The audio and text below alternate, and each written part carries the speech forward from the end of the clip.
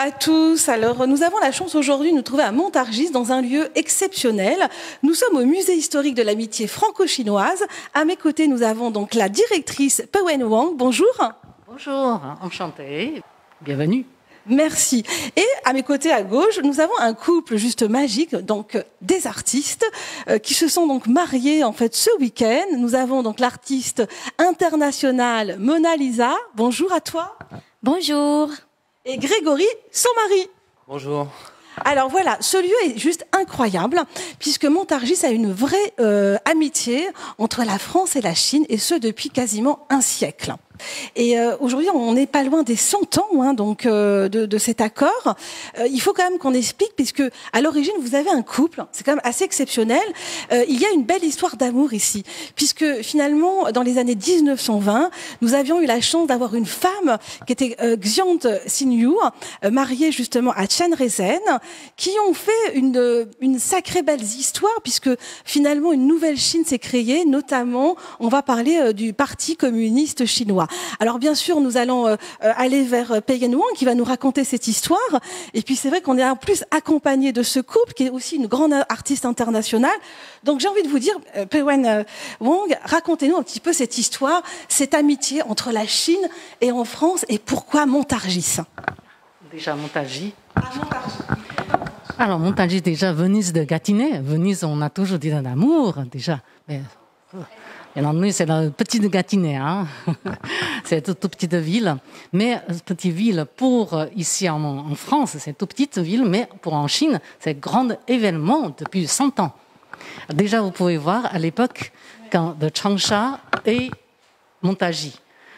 Changsha, c'est la ville capitale de province du Hunan, qui est jumelée avec Montargis, le centre Val-de-Loire, déjà depuis 25 ans.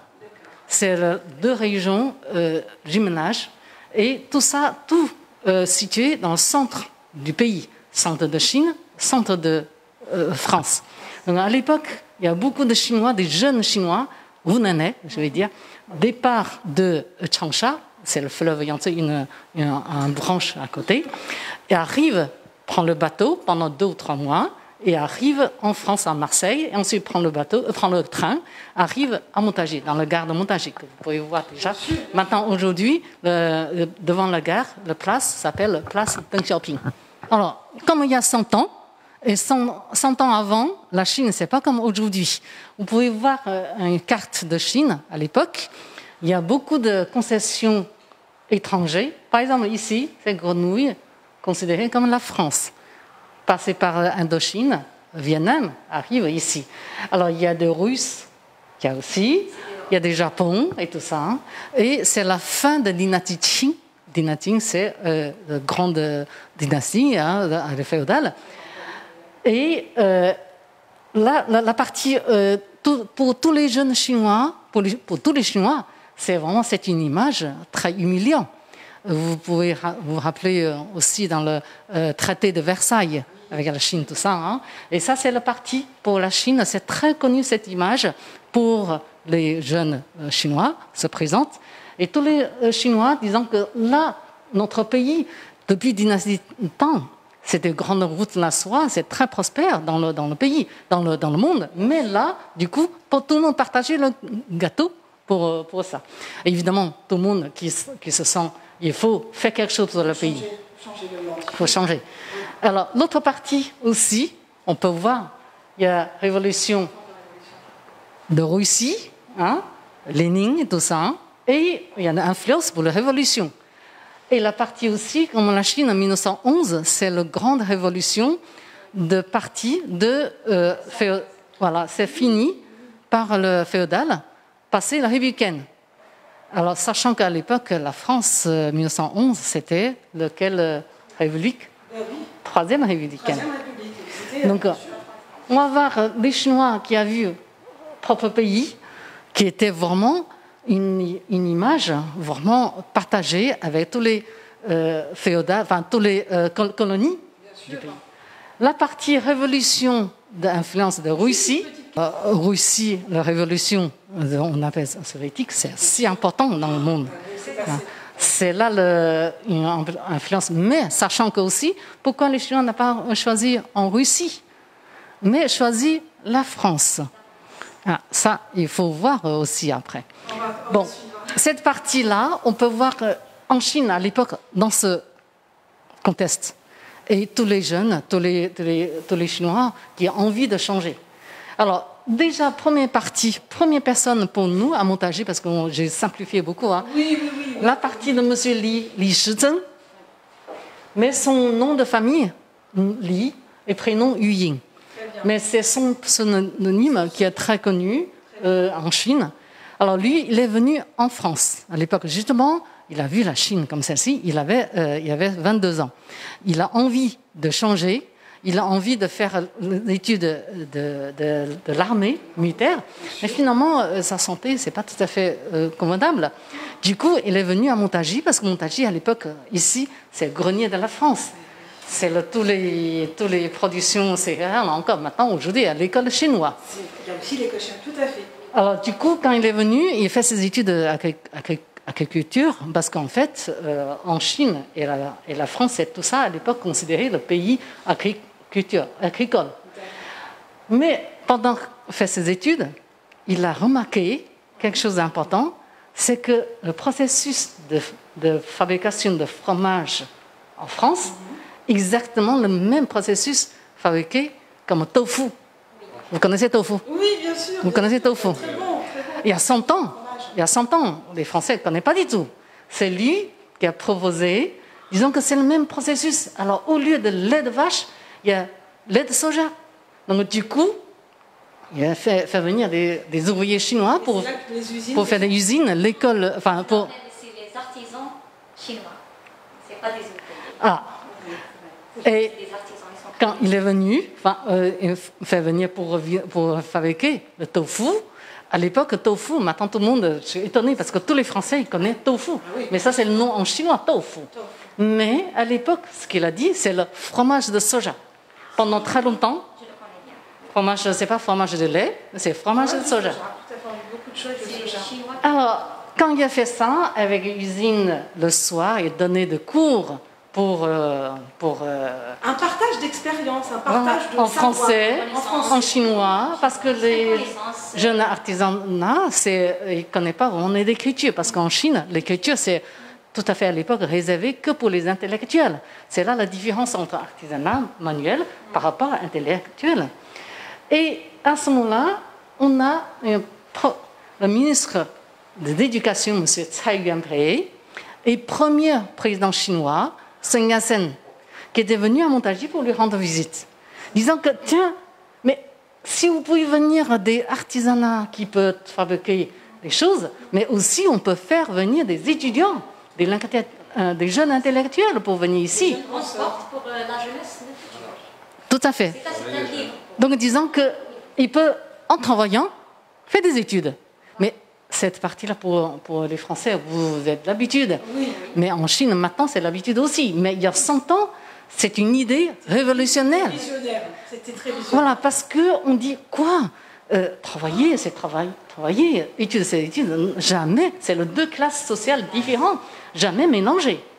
Mais lui, il a proposé ça. Il dit, en France, on fait ça. Et pourquoi on ne peut pas faire en Chine? Donc, il a proposé de faire des études en travaillant, pour avoir les familles pas vraiment modestes ou les familles moyennes. Il a essayé de créer une nouvelle école artisanat. Disons que pour profiter d'un accès pour venir en France, pour voir les Français comment ils travaillaient, comment on peut faire progrès. Parce que pour ça, il a choisi la France. Imaginez, il y a l'Angleterre, il y a l'Allemagne et aussi en France. Pourquoi choisir la France? Bonne question. Vous allez nous le dire. D'après vous. Voilà. Pour vous, pourquoi choisir la France? Pourquoi les Français par rapport aux Anglais, par rapport aux Allemands? Je vous dis la réponse. Parce que le Français est une personne agréable à vivre, je ne sais pas. Pourquoi en français? Parce que la France est le capital de l'art. Capitale de l'art pour moi. Capitale de l'art. En tant que je suis une artiste, j'ai visité le monde. En tant que je suis une artiste, visiter le monde, j'ai visité la France. J'ai trouvé ici des coin agréablement artistique.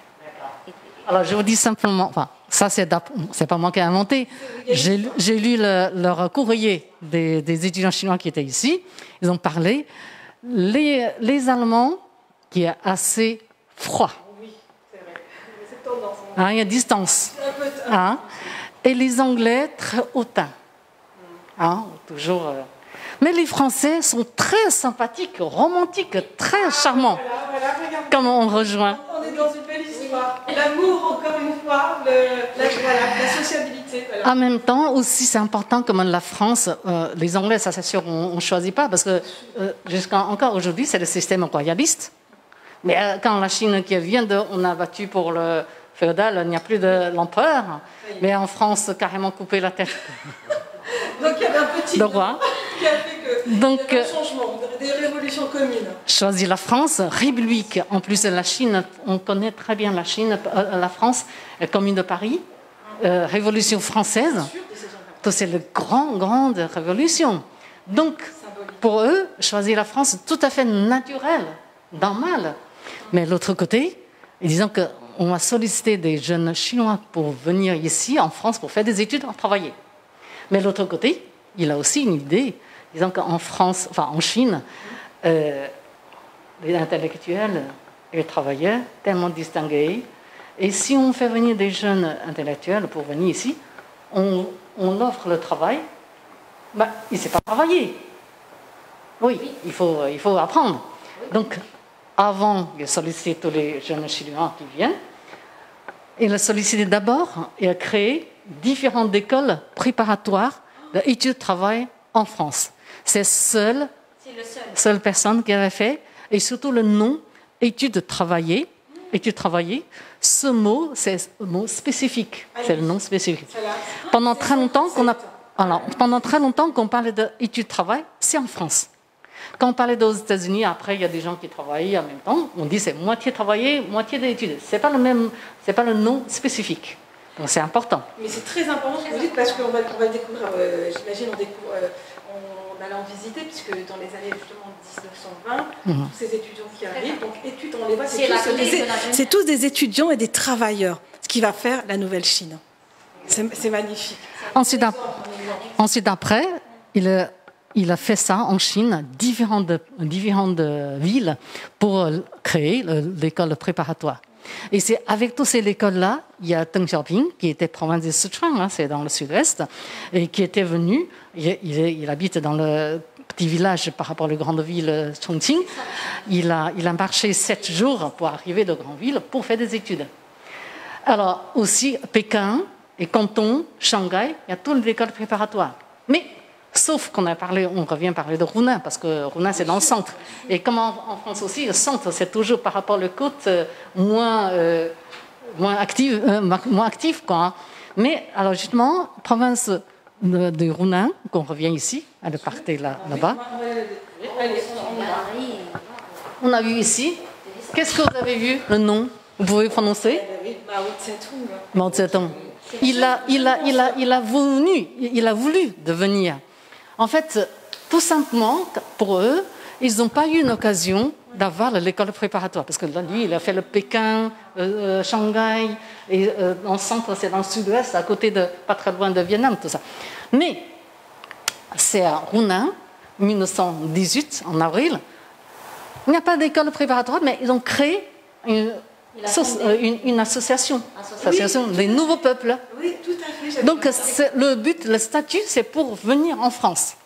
Et sachant qu'à l'époque, Mao Zedong, il a créé, vous pouvez voir. Les camarades doivent voyager dans les 4 coins du monde au lieu de se réunir dans un seul endroit.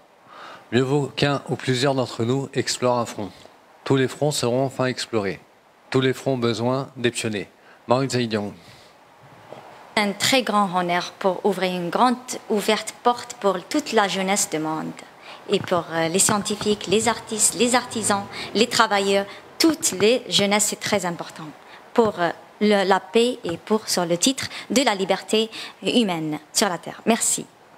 C'est Mao, à l'époque, première fois, il quitte de son pays natal. C'est le but pour venir en France, pour faire des études de travail. il a sollicité tout le monde, il faut aller à l'étranger, il faut aller dans 4 coins du monde. Alors, vous voyez, il est arrivé avec son copain, ils n'ont pas de l'école préparatoire, mais ils ont créé une association Nouveau Peuple. Et cette association, le statut et le but, c'est pour faire des études de travail en France. Donc, tous les deux qui sont arrivés à Pékin pour trouver M. Li, pour dire que nous, on a envie d'aller en France, aller à l'étranger. Alors, ils ont logé dans cette maison, et c'est M. Yang Changji. C'était leur ancien professeur qui travaille dans l'université de Pékin. Alors, aussi, vous pouvez voir ici, Mao Zedong, ça c'est le Mao Zedong qui a écrit, tout ça, le Mao Zedong a écrit, demander des collections de fonds pour participer au voyage en France. Quand Mao Zedong arrive à Pékin, ils ont écrit le courrier, sollicité avec beaucoup d'amis, beaucoup de personnes, pour collecter les fonds pour revenir en France, pour lui, pour ses amis aussi. Alors finalement, maintenant, l'histoire, c'est toujours après qu'on regarde, Mao Zedong, dans sa vie, n'a jamais venu en France.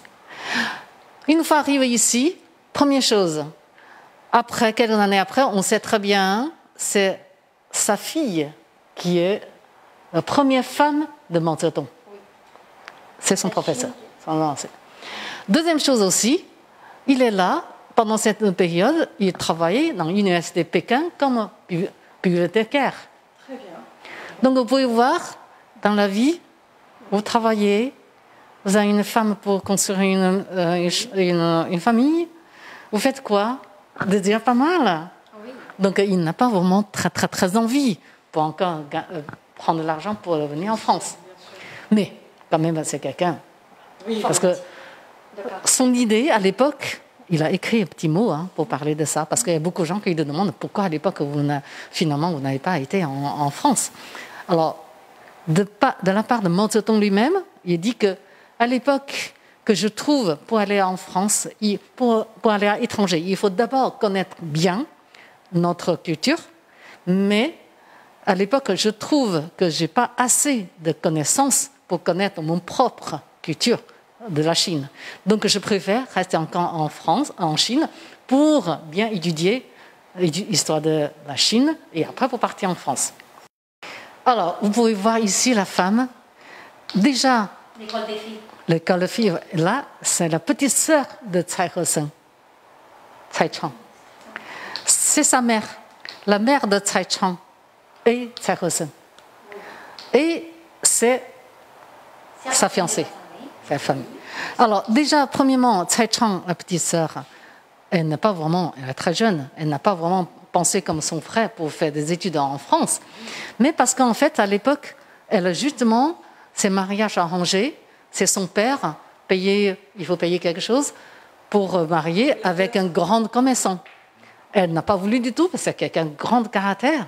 Et sa maman, qui est issue de grande famille, elle disant que, oh là là, ça, ma fille, si elle est restée là, et le village a encore mentalité. Vous savez, le système féodal qui a changé comme républicaine, mais mentalité, c'est pas un jour qu'il change dans le village. Elle est toujours restée à ce point-là et serait mal vu. Alors, sachant qu'à l'époque, elle, quand elle était petite, les femmes, il faut pied bandé, le petit pied, qui a bonne présentation. À l'époque, il faut le faire. Elle a très mal. Et puis sa maman dit, oh, laisse tomber. Bon, sa mère, elle a grand esprit. Elle est assez très ouverte. Très ouverte. Malgré tout, elle a toléré. Exact. Et le moment, là, elle disant que si elle restait ici dans le village, alors là, ça c'est très très mal. À ce moment-là, elle a décidé de prendre sa fille, aller dans la capitale, dans Changsha, trouver son fils, disant que vous avez dit que la France est un pays de liberté. Alors, on va y aller. Oui. Donc, elle a ramené sa fille, et elle, à l'époque, elle a 55 ans, avait pied bandé, tout petit pied, arrive ici à Montargis. Prend le bateau avec eux ensemble. La fille, elle, c'est d'une grande intelligence. Mao Zedong admire beaucoup. Elle dit que c'est la meilleure femme, et elle a toutes les qualités humaines. Et elle fait ses études avec moi, tout ça, dans la même classe, l'école normale. Puis elle, c'est une femme qui est vraiment combattante. À l'époque, c'est l'école normale pour être institutrice. Elle est allée dans son village, tous les montagnes, la province de Hunan. Elle a monté toutes les montagnes pour trouver les filles de la maison qui ne travaillent pas. Elle a ramené à l'école. Elle a créé son école propre l'école. Elle a ramené tous les enfants, toutes les filles dans l'école, ce qu'elle a créé. Et l'école manquant encore, maintenant, elle est là. Elle a planté les 2 grands arbres, maintenant 100 ans après, le grand arbre. Elle a libéré. Alors, c'est elle qui a écrit. Elle a libéré. Ils sont coincés. Tout à fait. Et elle a écrit l'hymne de l'école. Et elle a créé tous les de cours de manuel, de cours pour les filles, toute l'éducation. C'est important, tout ça. Donc, elle a envie d'aller voir en France comment ça fonctionne aussi. Alors ici, on peut voir, après, on revient, Mao Zedong finalement n'est pas venu. Et tous ces mamies et les femmes sont venues. Elles sont venues et elles vont continuer à compter. Vous allez raconter tout ça. Alors, on peut voir tout simplement, il y a tout petit partie, sont déjà... Alors, on va ici pour Mao Zedong. Mao Zedong aussi, derrière là aussi. Alors, chaque fois, quand des gens qui départent de Chine pour partir en France, il est toujours là pour dire au revoir. Alors, imaginez, il dit au revoir avec tous ses amis, partir en France, et dans sa tête, dans son cœur, qu'est-ce qu'il pense? Évidemment, il a envie de venir, mais finalement, il est resté. Et toute sa vie, il y a une idée tout à fait, à cause de celle-ci, il n'a pas pu venir en France. Et toute sa vie, elle a fait beaucoup de choses pour les intellectuels. C'est pas très... Parce qu'il a envie de venir. Il a envie d'être parmi eux. Il a envie de faire des études de travail. Voilà. Et finalement, Mao Zedong, c'est dommage, il n'est pas venu.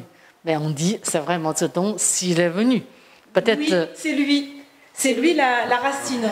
Voilà. Et en plus, la France, il serait... lui, il inspire beaucoup d'idées françaises à l'époque. Mais bon, l'histoire, c'est les vrais qu'on compte. Comme un homme combattant pour la liberté. C'est une forme de pont, il a été la passerelle. Voilà. Ils sont venus tous en bateau. Oui. C'est pas comment. Il faut le dire, c'est un long voyage qui dure combien de voilà, temps? on va parler en haut. Voilà. Vous pouvez voir le bateau qu'on avait fait. C'est le... Une reconstitution, une belle maquette réelle. Ouais. Bon, alors, ce sont des gens qui sont partis de 1919, au début de mi-mars. Cette partie-là, vous pouvez voir départ de Shanghai. On n'a pas compté comme un départ de Changsha. De Changsha à Shanghai, c'est déjà, il faut compter un mois ou 2 mois. Et ça, c'est le nom de bateau et le nombre de Chinois dans le bateau. Vous pouvez voir ici. Wow. Il y en a beaucoup, Dégradés, jusqu'à ils sont devenus pluriels. Alors, je vous ai déjà montré, pour le mois de mars, fin mars aussi, avril. Ça s'évolue, c'est vrai. C'est les dates. Et vous pouvez voir, on a compté que jusqu'à 1920. Regardez, mois de 2 décembre. années, 3 années. Pratiquement, vous pouvez voir, pratiquement tous les mois, Toutes les mois. il y a moyenne centaines de personnes. Et arrive en France à peu près 2 mois après. Voyez, c'était une destination, oui, destination. Longue distance. Prédestinée où tout le monde est longue distance, mais qui... C'est chaque mois que pratiquement arrivent centaines de Chinois à Marseille. C'est pour ça qu'on appelle ça mouvement de travail. C'est le grand événement tous les mois. Mais c'est énorme ce que vous dites parce qu'ils viennent, donc c'est très, très fort, ça vient de Marseille pour aller Et moi, à Montargis. À propos de ce beau historique, une petite remarque ou observation de la part de l'artiste Mona Lisa Linda. C'est moi, comme une artiste, j'ai observé que tout ce historique et tout ce personnage qu'elle a montré depuis l'année, les années 1919 jusqu'à 1920, ils disent des étudiants, oui, ils cherchent scientifique, ils cherchent l'art, ils cherchent... C'est des gens, il a des étudiants, ouvriers. Donc, moi, je pense étudiants, artisans. Et voilà, c'est très important. C'est des artisans. Ça n'a rien à voir avec les ouvriers. Parce que l'ouvrier est venu chercher le pain. Il travaille pour obtenir, il donne sa force pour ramasser quelque chose. Ouvrier, il est ouvrier. Donc, pour l'argent. Mais ces gens, ils sont venus pour le titre de liberté, pour créer des créations. Comme c'est des historiques, et c'est des familles, et c'est des gens, même ils sont travaillés en famille, et la jeunesse de le payer, même les filles de les montagnes qui sont venues la chercher les filles, tout ça c'est artisan, tout ça c'est rechercheurs, c'est archéologie, c'est artisan. Et normalement c'est des artisans. L'aspect qui écrivent ici, il faut le mot, faire attention sur le mot. Le monde, c'est très important. Mais moi, quand tu parles sur l'historique, j'ai vu que c'est des artisans, des scientifiques, des chercheurs, des archéologies, tout ça. Ça n'a rien à voir avec les ouvriers, mais c'est un honneur qu'on a de découvrir par toi et par le musée ici. Merci. Ils sont faits tous. Alors, c'est étudiants, ils font tout le travail. Alors ici, vous pouvez voir, mais comme tout est écrit en chinois, il y a beaucoup de gens qui sont très connus. Par exemple, on a déjà parlé de Tsai He-seng, grand copain de Mao, Xiang Jingyu, la grande femme, les deux, et sa petite sœur et sa maman. Les 4 personnes qui étaient venues en 1919, jour de Noël, départ de Shanghai. Arrivent ici, un mois après. Leur bateau, c'est plus rapide. Par rapport aux autres, c'est 2 mois après. Alors aussi, Deng Xiaoping, qu'on a connu, c'est lui qui a ramené le monde, la Chine vers le monde. Et Zhou Enlai, c'est à l'époque c'est Mao, c'est le premier ministre de l'époque de Mao. Hein. Et aussi, par exemple, Cheng Yi, c'était à l'époque c'était ministre des Affaires étrangères, maréchal, et c'est lui qui a signé avec Charles de Gaulle pour les relations diplomatiques franco-chinoises. Et tous ces gens-là, et la Chine des Chinois, on connaît tous les noms connus. On a seulement mis quelques noms, hein. On n'a pas mis tout le bateau. Vous avez vu, là, il y a tellement de monde, 200 personnes, on ne peut pas mettre toutes 200 personnes. C'est des gens qui sont un peu plus moins connus.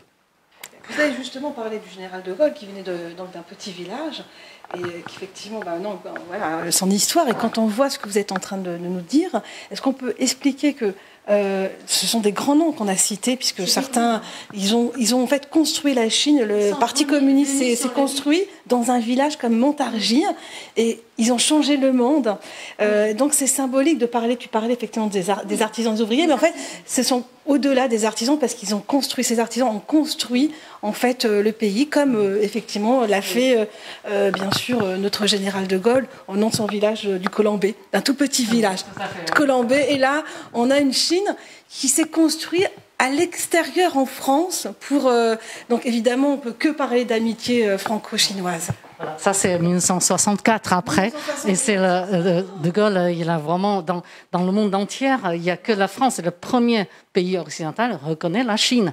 Il a tout simplement une phrase disant on ne peut pas ignorer le grand peuple de ce pays-là. Simplement, simple. Et ça veut tout dire. Tout dire. Ça veut tout dire. Donc on continue à voir, et ce sont des gens qui arrivent à Marseille, prendre le bateau, et à Paris, prendre un petit peu l'argent d'une association qui est donnée. Et vous pouvez voir une carte ici, prendre le bateau, enfin tout ça à l'époque c'est le chemin de fer qui est très important. Hein. Et puis ça c'est des usines qui travaillaient en même temps, et puis d'écoles. Alors l'école principalement c'est M. Li Ying qui a organisé alentour de Montargis, Fontainebleau et Paris. Alors à l'époque il y a beaucoup de Chinois qui ne connaissent pas, qui est même retourné en Chine et parlent de Montargis et croyaient comme disant c'est dans le banlieue de Paris, à côté de Fontainebleau, parce que Montargis c'est pas tout connu. En plus pour prononcer Montargis pour les Chinois c'est compliqué, parce que les Chinois chaque mot c'est une syllabe. Alors Montargis déjà combien de syllabes? Il y a au moins 4-5 syllabes. Donc à l'époque il y a beaucoup, surtout comme la Chine par rapport à la France. Il y a 18 fois de surface de grand. Et quand vous parlez de la Chine, vous connaissez combien de villes? Shanghai, Pékin, et le reste, le petit, on ne sait pas. Mais comme les Chinois connaissent la France, Paris. Donc Montargis, alentour de Montargis, c'est très connu, comme à l'époque, ici, mais pas tout à fait en Chine. On dit c'est que dans le banlieue de Paris, mais c'est vrai, c'est pas tout à fait banlieue de Paris. Non, non. Donc aujourd'hui, Marina Montargis, il y a 100 ans, c'est l'école des garçons. Cette photo qui fait là, ici, cette partie-là, ils sont sur l'escalier. C'est la photo. L'école des garçons et l'école de filles, aujourd'hui, s'appelle Collège de Chinchon, juste à côté de l'hôtel Ibis. Alors, la vieille dame, vous l'avez bien vu. Comme c'est l'école de garçons et les filles, c'est le même directeur, directeur ici, la vieille dame, elle est là. Le couple, Tsai He-seng, Xiang Jingyu, les deux là. Et sa petite sœur, elle est là. Alors ici, dans la photo, on retrouve aussi elle. Elle est ici. Elle est très jolie, hein? Très, très jolie. Et ça, la dame, que tient Hao, elle a un petit pied, mais elle est très élégante. Et la petite sœur de Tsai He-seng, elle est là, ici. Élégante, avec le chapeau. Très élégante, Elle est très jolie. Alors, sachant qu'ils sont logés ici, dans cette fenêtre-là, les deux chambres, et ici, logée, leur directrice s'appelle Madame Dumont. Madame Dumont, c'est une femme très, très forte. C'est à l'époque, il y a 100 ans, ça veut dire. Elle était la première femme agrégée de mathématiques. Elle est directrice de cette école des filles. Les femmes qu'ils ont logées ici, et ici, la directrice, et elle a un fils qui s'appelle René Dumont. René Dumont, 1976, je crois, il était candidat de présidentiel. Parole des Verts. C'est quelqu'un de grand agronome. C'est agronome, tout à fait. Alors, il a vécu 101 ans. Il a écrit son biographie. Il a dit que pourquoi il a choisi agronomie. À l'époque, au-dessus de chez lui, il y a des jeunes chinoises qui sont logées là. Et ce sont des jeunes chinoises qui ont vraiment, tous les jours, il faut manger du riz. C'est lui qui a ramené pour chercher du riz. Et Montargis, il n'y a pas beaucoup de riz. Et finalement, elles ont trouvé dans le grain de riz, ça coûte très cher. Ils sont des filles qui sont bien fait attention, économisées pas mal. Mais quand une fois qu'ils ont vu le riz, ils ont acheté grande quantité, même très cher, ils ont acheté tout.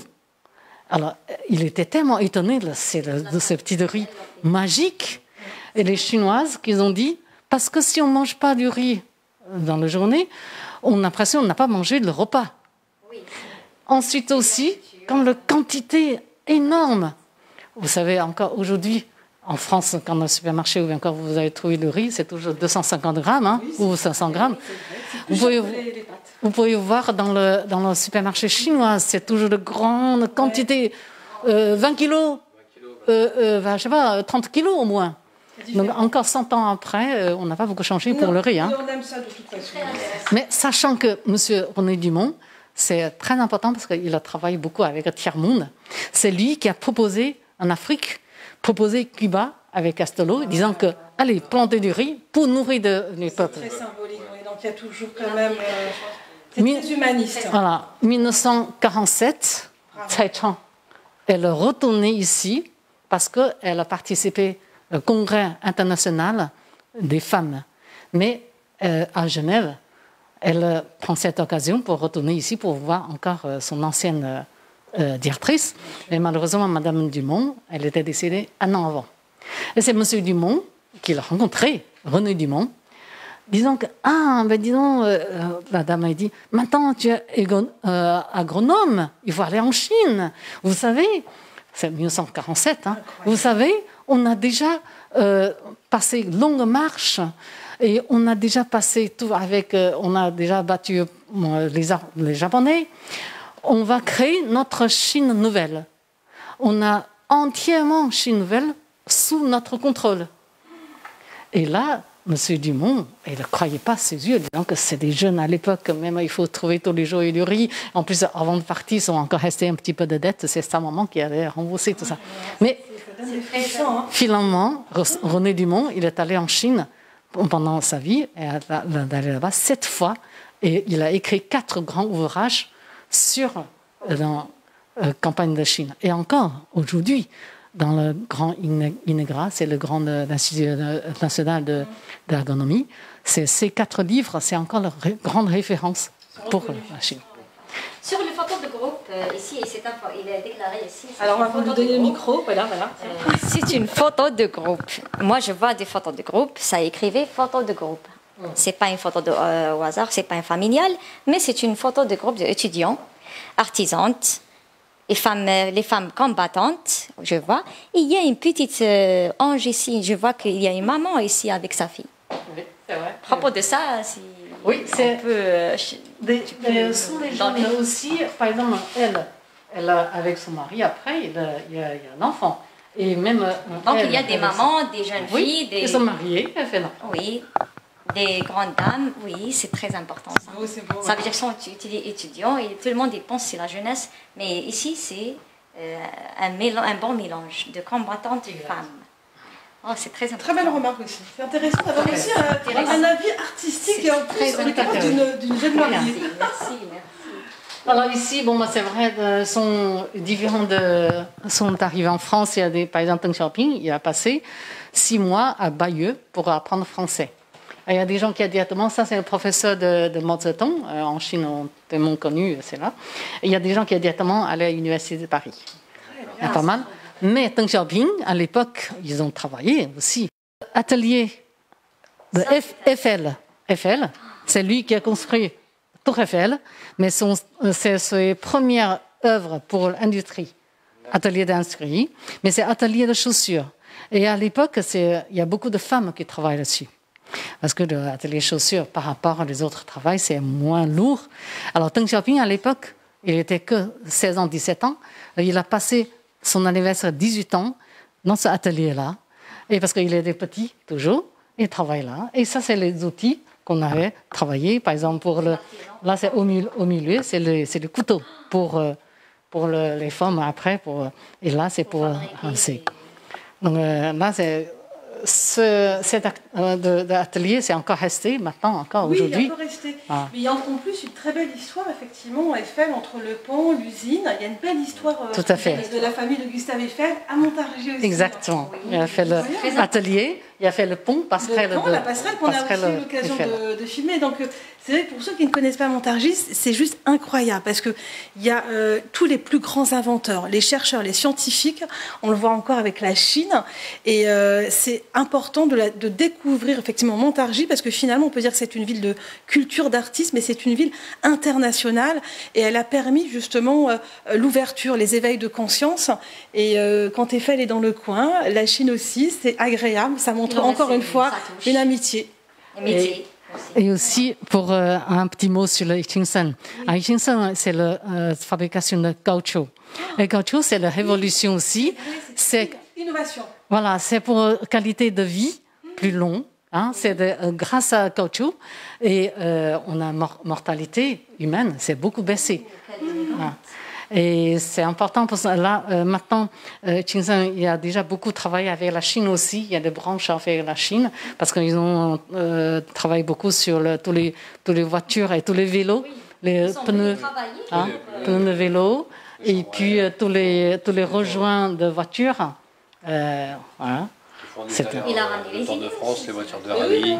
Oui, tout à fait. Oui. Fournissent le Tour de France au niveau des pneus, les voitures de rallye, les voitures de course. Ce qui est intéressant, c'est vrai que ce qui est incroyable, parce que c'est vrai on n'a pas le fait, mais c'est vrai que comme vous dites, c'est que finalement l'innovation vient des deux pays. Tout le monde a partagé son savoir. Et ça, c'est vraiment très beau en fait, parce que c'est vrai qu'on est aussi dans un monde en ce moment, dans une période difficile, mais on se rend compte que le monde peut changer quand on partage en fait. Voilà.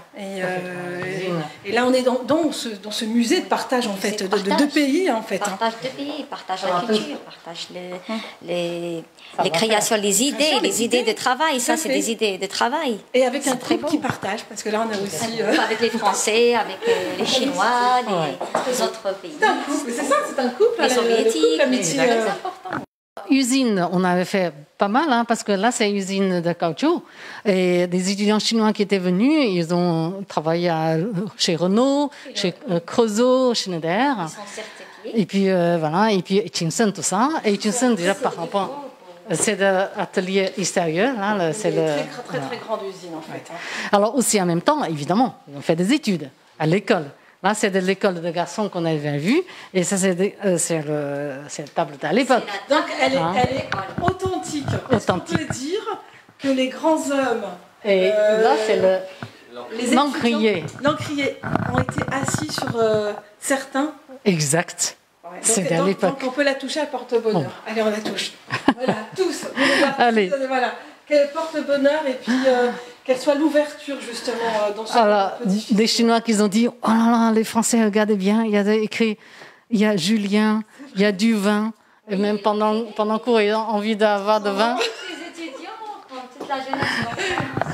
Vous savez, on a connexionné la table, et c'est le 2 d'Encrier, c'est récemment des visiteurs qui nous ont offert.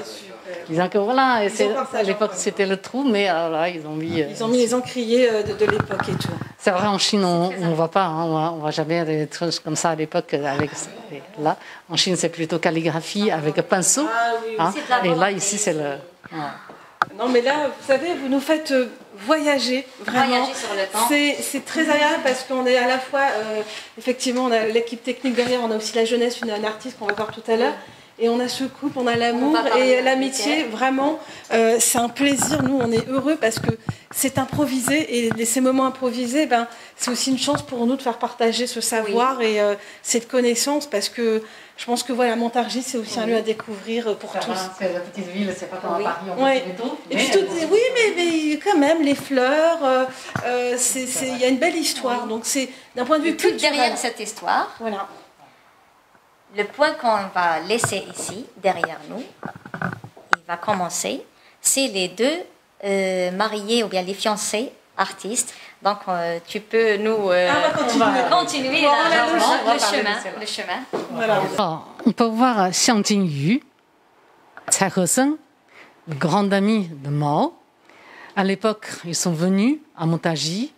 Et c'est pendant le chemin sur le bateau de Chine en France, ils ont échangé des poèmes d'amour.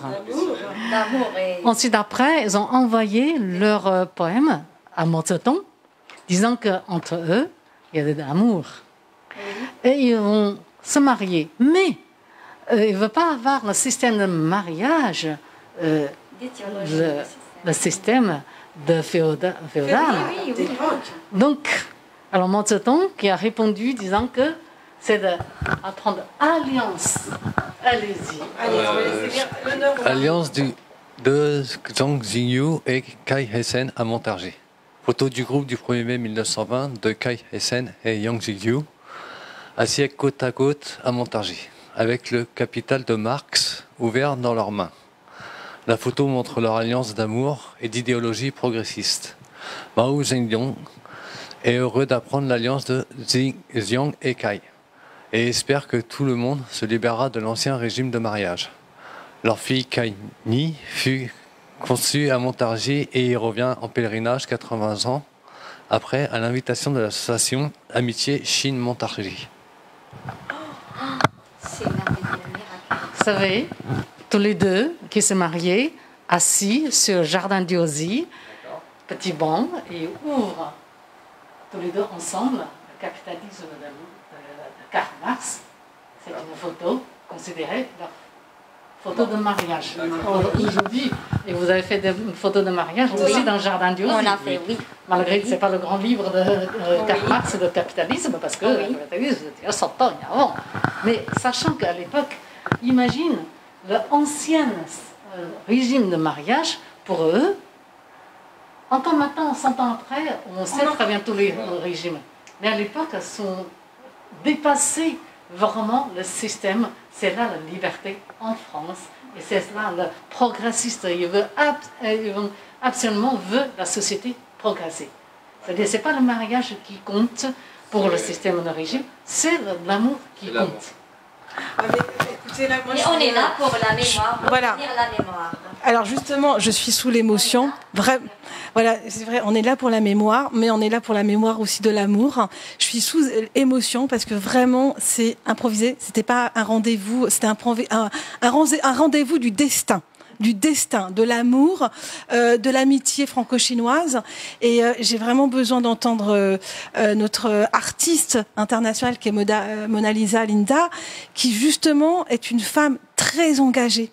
Avec un parcours incroyable qui accompagne aussi la jeunesse puisqu'on a une jeune artiste aussi qui est masterisée, qui est reconnue à l'UNESCO. Donc c'est très symbolique parce que je vais lui laisser un peu le dernier mot à vous, mais je la vois sous l'émotion. Viens ici et parle parce que c'est important. L'union s'est faite avec Grégory aujourd'hui en fait et c'est vraiment incroyable qu'on ait eu cette chance exceptionnelle d'avoir le musée qui s'est offert à nous, à vous. Et voilà, c'est vrai qu'on est dans cette phase du Covid, on vit une crise sanitaire exceptionnelle, mais j'ai envie de vous dire qu'on termine avec l'amour, peut-être que l'amour sera plus fort et qu'on pourra se bagarrer et que finalement unir toutes les forces feront qu'on sauvera peut-être le monde. Voilà, alors Linda, je te laisse parler parce que voilà, je suis sous émotion, j'ai parlé aussi. À propos de cette logo d'amour, logo de la liberté, nous la jeunesse, ça c'est une mémoire pour devenir logo de nous tous. Moi, comme une artiste, maintenant, je suis sur mon mariage artistiquement, je suis une artiste, donc ça, c'est la mémoire. Mais cette mémoire, c'est une logo pour toute la jeunesse, ou tous les artistes ou les scientifiques qui voyageaient sur le monde pour le titre de liberté et leur amour d'amour. Et je te laisse la parole, toi. Je trouve ça ce moment très magique parce qu'en fait, comme on peut le voir, c'est 1920 en 2020. On se retrouve devant la statue de personnes amoureux qui ont tout fait pour avoir la liberté d'un mariage, une union libre en fait, sans qu'il y ait des projets familiaux ou financiers. Parce qu'à l'époque, en fait, en Chine, c'était le mariage pour la famille, pour la fortune, tout ça. Donc voilà, je trouve ça très bien et ils ont prouvé, ils ont montré un message de liberté, de l'amour et d'expression. Et il faut le dire, Grégory, tu es aussi artiste, peintre, mais tu es aussi un artisan, il faut le dire, qui orne les anciens monuments. Voilà. C'est important. Donc je suis peintre aussi et je travaille français. Peintre algérienne. Peintre algérienne qui est ma femme. Oui. Voilà, j'ai travaillé aussi dans les monuments historiques, voilà, dans tout ce qui est ornement, des choses comme ça, par rapport à mon métier que j'ai fait avant. C'est comme le historique, comme la mémoire. Voilà. Ici, c'est la même. J'ai senti de moi-même quand elle parle quand elle parle de les deux, mémoire, logo d'amour, logo de combattre pour l'art ou pour le scientifique ou pour l'artisanat ou pour le projet ou bien le but de commencer à travailler. Ça, c'est très important pour moi. Et c'est pour ça que je suis là aujourd'hui. Et c'est pour ça elle me donnait la force. Et aujourd'hui, c'est mon mariage. Et c'est un mariage d'amour, en plus, mariage d'amour artistiquement. L'amour, c'est quoi? Moi, j'ai venu ici pour la liberté. Mon titre, c'est la liberté. Tout le monde, ils disent la liberté, être toute seule. Non, la liberté, on est tous ensemble, combattre pour la liberté, pour donner des idées, pour changement culturel, les changements de travail, de scientifiques, pour y aller dans un futur de la paix, loin des soucis de guerre ou autre chose. Et c'est ça très important. C'est vrai. Et ce couple, il faut le dire aussi, on va donner le dernier mot, bien sûr notre docteur, qui va justement dire, parce qu'ils ont construit un pays, une puissance, avec l'amour. Voilà. Venez ici, c'est important parce que vous nous avez accueillis dans ce musée historique avec un couple comme ça de mariés, c'est vrai, c'est important comme ce que vous avez dit. Tous ces jeunes-là, à partir d'amour, de quelque chose, liberté.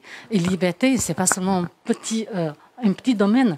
Ça veut dire c'est l'esprit liberté et les pensées liberté. Et sachant que ce sont des gens, c'est pas seulement au départ pour changer le monde, changer le pays, c'est pour progresser en fait. C'est simplement pour dire que c'est vrai, anarchiste, ça veut dire on était vraiment pour le changement, là, pour le changement. Pour aller vers ce changement, c'est pour le progrès, pour progresser, pour une société évoluer, pour tout le monde évoluer. Justement, c'est comme depuis toujours, c'est pour le mariage, c'est un thème international. Tous les pays, tous c'est pareil, mais c'est comme prendre liberté comme l'amour. C'est l'exemple. Et c'est emblème. Hein, et là, 100 ans après, on est toujours dans le même chemin. Oui, le même chemin. En France, le même chemin. Oui. Et là il faut le dire parce qu'effectivement, on va célébrer les 100 ans, on est à la veille, les 100 ans demain. C'est important ça. C'est très important. Donc vous rentrez un peu dans l'histoire là. Tous ensemble. Ce sont des gens qui ont progressé non seulement pour la vie quotidienne. Vous voyez, elle a coupé les cheveux parce qu'à l'époque en Chine, c'est le grand natte, hein, quels soient les hommes et les femmes, parce qu'ils considèrent les cheveux, c'est la vie, on ne coupe pas. Donc là, et à l'époque, c'est 1920, sont des gens qui ont osé de couper, révolutionnaire, c'est vraiment ces pensées que pas comme rétréci, qu'une idée pour tout le monde. Couper les cheveux et les vêtements. Et là, vous voyez, ça c'est le vêtement occidental, français. La modernité. Voilà, un côté chinoise, française, c'est bien mélangé ensemble. C'est beau, c'est très beau. On a le couple, la mixité. Il nous ressemble beaucoup. Et puis une idée de mariage, disons, c'est alliance. On n'est pas obligé d'avoir le mariage avec un régime. Et aussi, c'est eux qui font progrès dans le système de pensée et système de politique aussi. À ce moment, on va voir. Oui. Alors, on va aller voir. Mais vous voyez, c'est un... Allez, on vous suit. On vous suit. Terminé. Vive la France, vive la Chine, vive les artistes. Et puis, on vous invite à découvrir rapidement Montargis. Voilà.